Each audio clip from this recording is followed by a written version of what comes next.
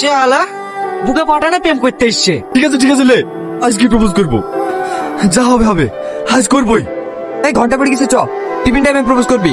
এই সেলিম, এই দা মালিকের লুকে আছে। লুকম কেনে বসে আছি? এখানে বসি কেনে?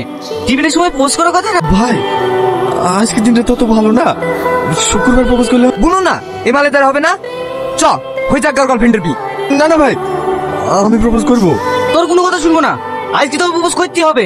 শাহিন, এই শাহিন, তুই আমার ভাই হসনি, আজকের মতো ছেড়ে দে, কালকে প্রপোজ করবো।